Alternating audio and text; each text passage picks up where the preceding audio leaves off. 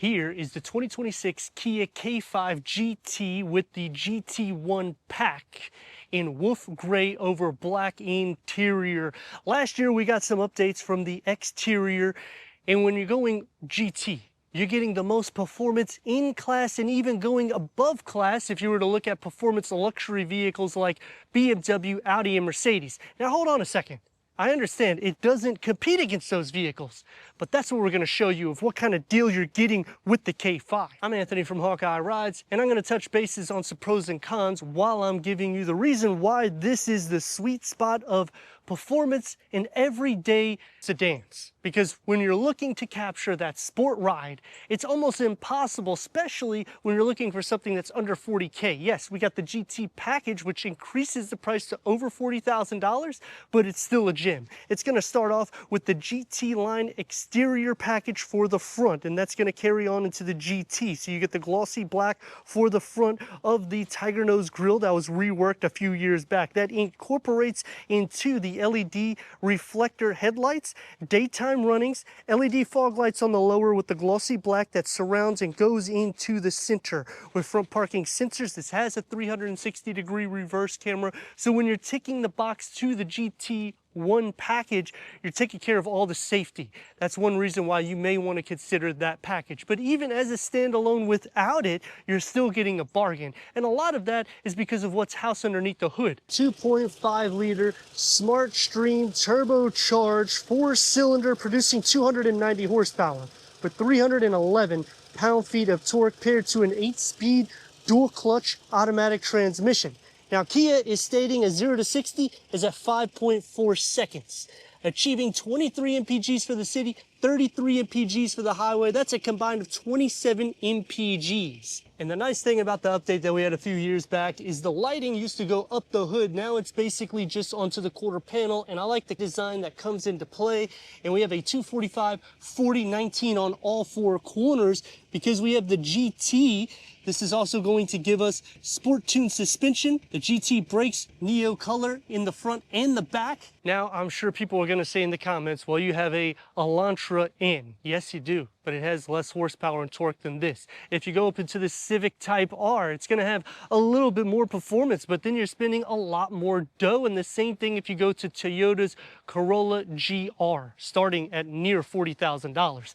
That would give you the GT1 package here. That's why I'm saying it literally outclasses everybody and goes a step above, because if you go to a 3 Series BMW, this is going to be faster unless you tick the box to the X-Drive, and then you're going to be spending $10,000 more to get the same 0 to 60 numbers. The same thing with the C300, the same thing with the A5. What the heck is Kia doing? They're literally making a vehicle that captures everything with the best-in-class warranty also. So it's really hard to say that this is not the best sedan slash performance family vehicle out. I mean, what is your thoughts? Because laying everything down on the table, I mean, this is literally a full house. And it's not just an upgraded suspension. It's a McPherson strut front suspension, a multi-link rear suspension. It's not just upgraded brakes. You're getting a 13.6-inch disc in the front, 12.8-inch disc in the rear. This is literally to the point of more of the performance luxury vehicles instead of vehicles that would be in its class.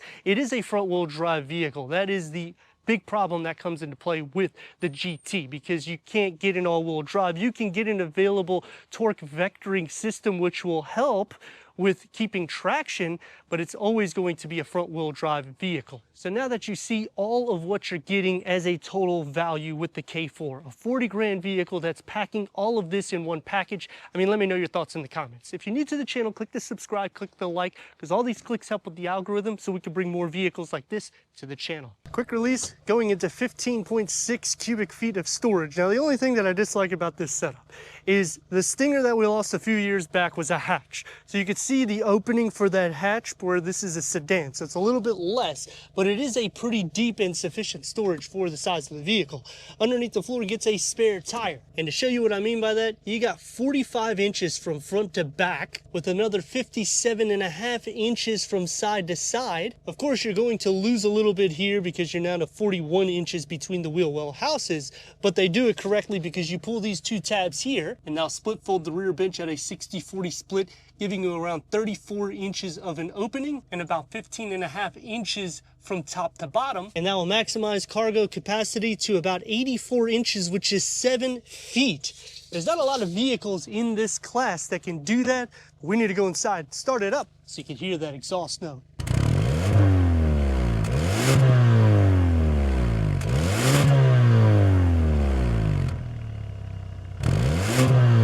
Key fob to the Kia K5 GT.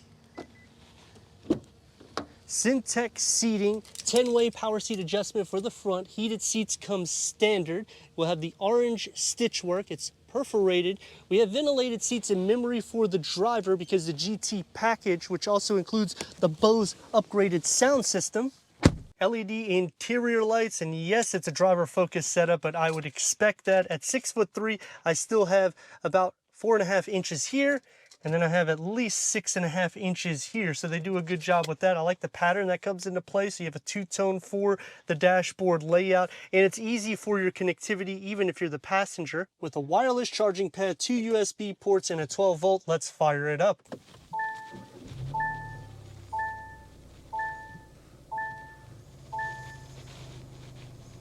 12.3 informational display here. You also have a quick wedge here that you can slide that off here. Wireless connectivity, Apple CarPlay, Android Auto, Sirius XM, AM, FM, streaming, Bluetooth audio. Now you do still kind of have physical buttons even though it's a touchpad. So this will be for your dual climate control settings. So it's kind of like Land Rover the way they do it with multi-functionality. And then this will click into your home so you can go through here, and this is your quick wedges to set everything up.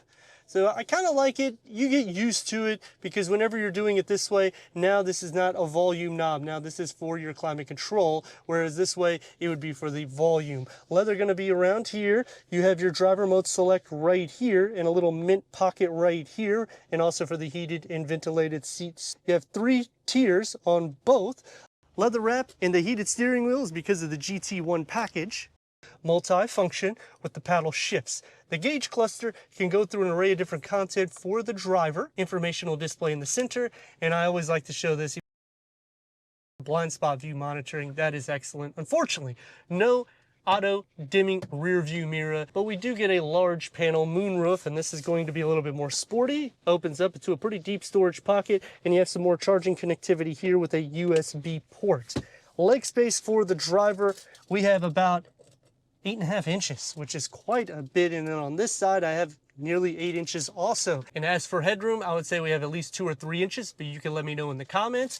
Door panel and dash, it configures it together nicely. It's just no contrast stitch in the orange. I would have liked to see that coming throughout because they have the glossy black, which it's not all over the place, so it's not going to be too much of a dust magnet, even though this screen configuration will be. It's going to be more of your everyday materials up top, and you'll get the pattern that's throughout the dash right here. It's going to be soft to touch where it needs to be. One touch up and down for all the windows, and these are acoustic front windows as well as the front windscreen with a medium-sized storage pocket. For the back seats, this is the opening that you have to fit 2 more because we have the cup holders and armrests down, 2 USB-C ports, air vents. You can have storage beyond both of the front seats. Now the door is going to have the same pattern as the front, so I appreciate that. You get the glossy black, soft materials, except the storage is going to lack a little bit.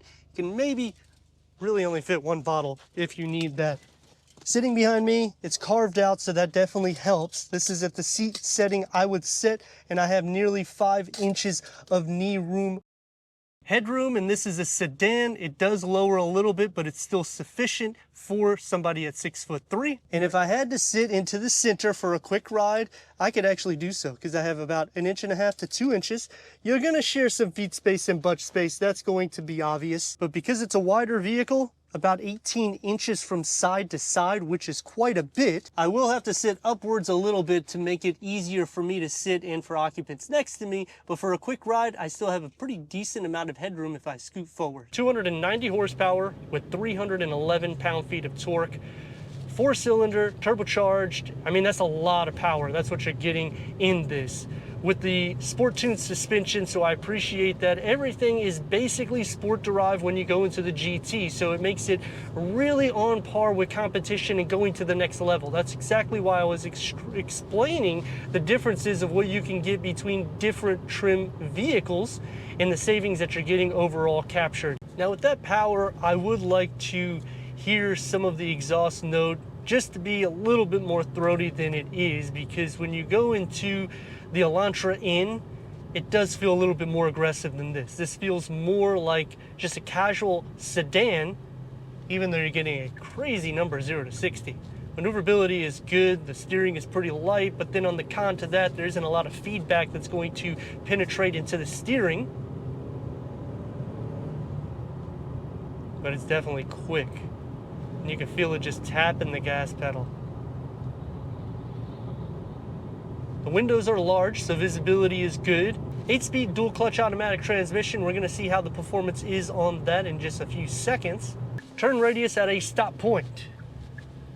Not as tight as I'd want it, about 2 lanes. We're gonna actually stop right here so we can see the 0 to 60.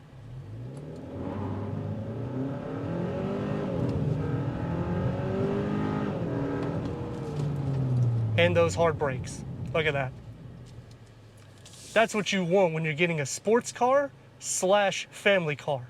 You get the blend of both worlds. And that's the beauty about going Kia. You're getting all of this as a package in one. So for me, I'm not trying to say I'm sold on the vehicle, but if I was looking for a family sports sedan, this ticks the box to it. The suspension isn't necessarily that firm. You don't feel too much of the imperfections in the road. So if there's a lot of potholes, obviously because of the 19-inch wheels, you're gonna feel some of the flex in the interior, and it also has the sport tuned suspension. But overall, it's a pretty smooth drive. You can set the adaptive cruise control lane keeping assist on and just take this for a nice cruise. Plenty of room in the wheel well area for your legs. The only con that comes into play is my knees are kind of coming outwards a little bit more so, which there isn't any manual cushion extensions, but that's going to happen in a priced out vehicle like this. So in this sect, it's really hard to complain or say what you're getting isn't the best. I mean, let me know your thoughts in the comments. And if you're new to the channel, consider subscribing. Check out this next video right here.